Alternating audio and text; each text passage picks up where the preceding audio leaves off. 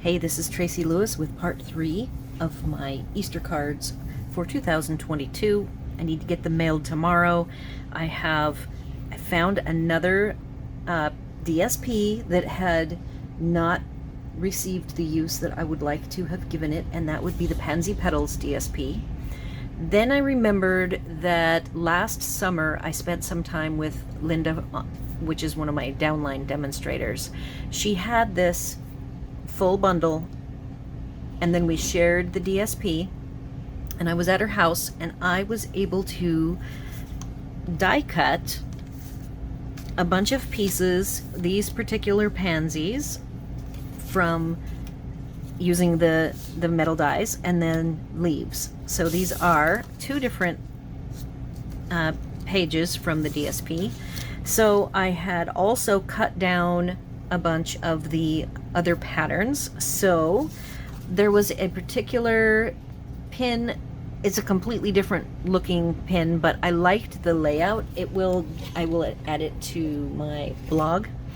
And so it's a 3-layer, 3 different sizes of paper type of I would call it a collage. So I am using, and I have 2 almost finished examples and then one that I'm building here, and I thought I would stop and show you. So I have 3 of this style, and then a 4th oddball that I'm working on that I will include. It is a Z fold, a fancy fold. So this particular one for the base, I am using a dry embossed rich razzleberry, which I actually had the embossing folder up a moment ago. So let me find that again.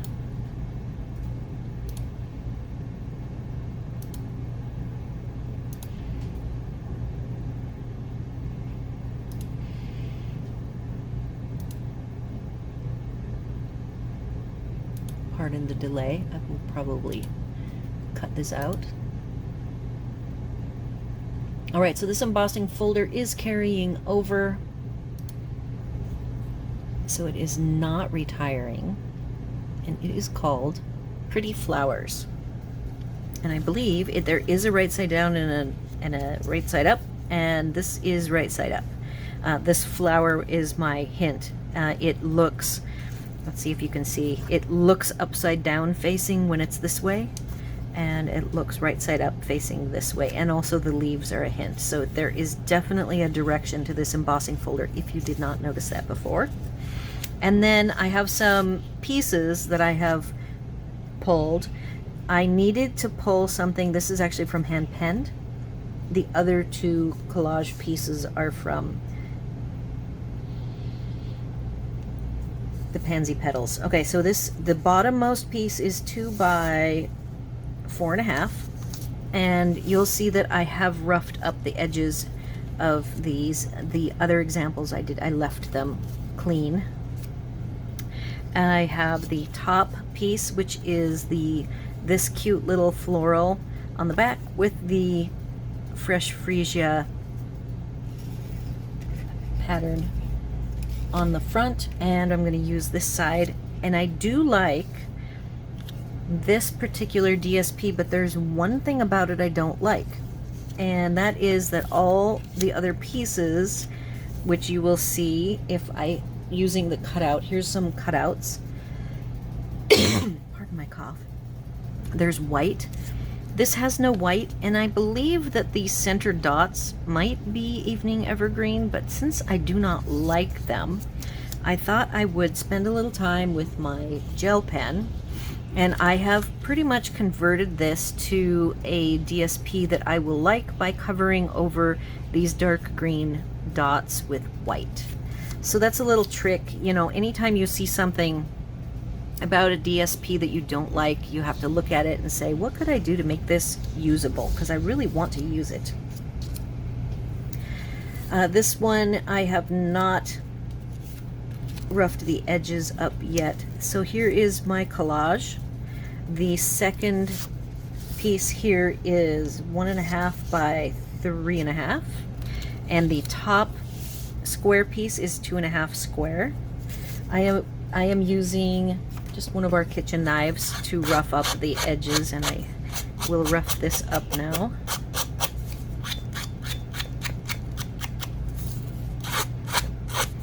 The other thing you can do if you are trying to dress up your DSP in different ways, you can always sponge it with a finger dauber and then rough it up and then add even more ink. You can even add ink directly using your ink pad, but if you have a full-size pad, be careful. They can be awfully juicy. I use spots, so they are a lot drier. So here is the look that I have got for my start, and then I've already popped up. This one needs a little more lift to it.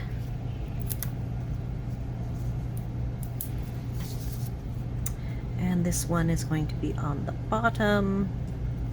I have this guy on the top. And then I have pulled, this is a trim that's a combo,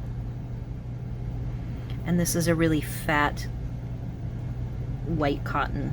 It's very nice, very clean. I was going for kind of a cleaner look on these, and then I'm going to tack it down after I get everything attached. And my Happy Easter here is in fresh freesia, and then I will add some decorative dots, which I will do a showcase at the end, and you will see finished versions of all of these cards.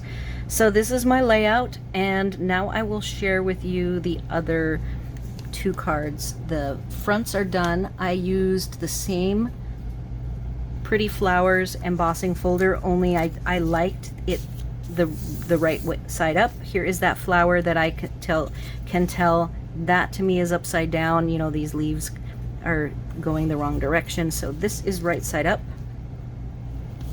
I will grab my base because I do have a little mat of white, and then this is all put together, ready to go. And I just really like it, and I liked the clean look, and that's why on this third one I was playing around with the roughed edges to see what I thought of that. So that one's done and ready to go. I have, of all of the die cuts cut out pansies, this is my last one, so I really only have enough to do 3 cards. So I am very glad that I found my little packet of Pansy Patch cut out pieces in the DSP so that I could say, oh, I need to get that used. So this one is done in the Blackberry Bliss with the dark pansies, and then I stamped both of the Happy Easters in Soft Succulent. I toyed with using Evening Evergreen, but I was going for a softer look, so I went with Soft Succulent, and it actually stamps very nice. And let me know if you have any questions on these 3. And then my last one, which is hanging around here, and I might need even more than the 12. And I have a bunch of the kit, the March kit pieces floating around here, ready for me to be able to put them together. I did color with you guys the duckling and the chick, and the duckling is right here, ready to go. And I need to find my 4th. Here it is. So I'm working on the 4th card. It's not quite production ready yet. And I do have, if I need to, I have 2 simple stamping. I did these on a video last summer, and just showing how you build up the multiple parts for the Pansy Petals, or Pansy Patch stamp set. It has Happy Birthday here, so one of the things I was thinking of doing is possibly trimming out the 3 different flower sets and then popping up a Happy Easter. This would give me 2 more cards, and that might be plenty for me. If I do get these done, I may add them to the showcase. And the card I am working on here is using, it's a Z-fold. I have attached these 2 pieces to it. I see there's a little goober here, so I'm going to add a panel, some protective DSP over the top. And I am thinking of this sentiment. I want to leave the hello open and not covered, so this piece with the dots is going to get attached. There will be something else in here that I have not done yet. I had somewhere, the chick is what I was going to put on this one on the front of the Z fold, but of course the chick has run away and hid somewhere because I have been the mad crafting scientist today with all sorts of goodies. But even the duckling could be added. And then I do want to do a mountain scene. I want the mountain scene to be part of the top layer, and there's two possibilities.